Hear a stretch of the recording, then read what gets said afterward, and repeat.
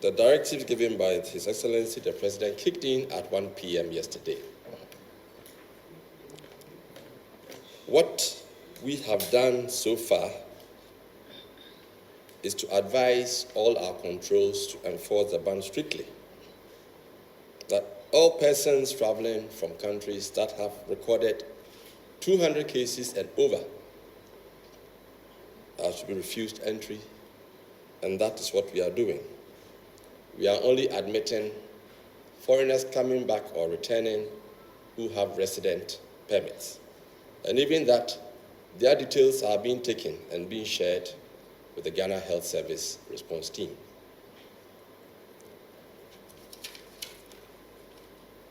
So far, as of yesterday, on the 16th March, we refused 2 Italians entry who were traveling in on Air France. In fact, we did not allow them to disembark because we normally have the travel advice from the airlines. We screen it and see who is on board before they come.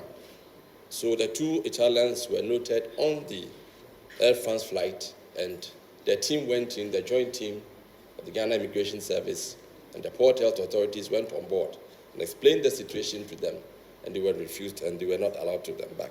They returned with the flight. Yesterday, 17th of March, 24 Chinese were refused entry, and also 1 German, also under the same circumstances, with a kick-in of the travel ban at PM. This morning, there is an incident in Abidjan. The airport is closed due to an incident on the tarmac.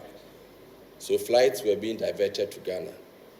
In consultation with the civil aviation, all those flights were refused landing and sent back. 1 Ethiopian airline flights that landed without permission. The passengers were not allowed to disembark. They were refueled and they continued on their journey. The flight statistics that we have indicate that there has been a drastic drop in passenger inflow, especially on the major airlines. So for yesterday, for instance, British Airways, which would normally bring in about 350 passengers, brought in 140. KLM would normally bring in about 450 daily, brought in 128. Air Portugal, which would normally bring in about 150, brought in 12. Kenya Airways, which would normally bring in about 120, brought in 66. Emirates Airlines, which would normally bring in 380, brought in 174. Today, as at this morning, the figures from especially Kenya Airways, Emirates, which come quite early, and South Africa Airlines, recorded more reduced numbers. Kenya Airways, for example, brought in only 26 passengers. Emirates brought in 93. South Africa Airlines from Washington, which would normally come with about 300 passengers, brought in 36, and most of these are Ghanaians. Ethiopia Airlines brought in 128 as against 250, which is the average. The restrictions, the travel ban is not only being enforced at the airline, also at our land borders.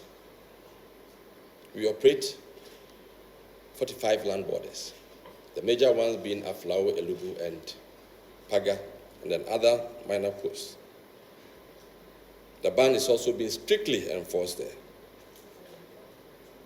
Yesterday, Aflao refused entry to a Nigerian who was traveling in the country from Nigeria.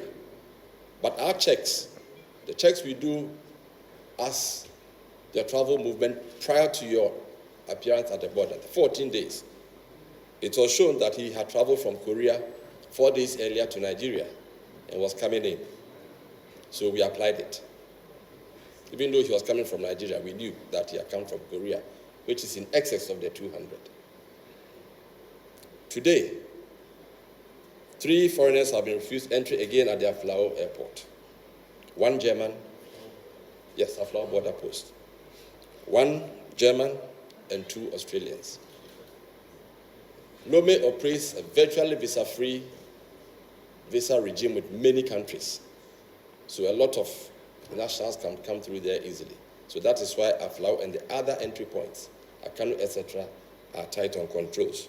So the German and 2 Australians who also fall within the 200 plus cases recorded in their countries were also refused entry.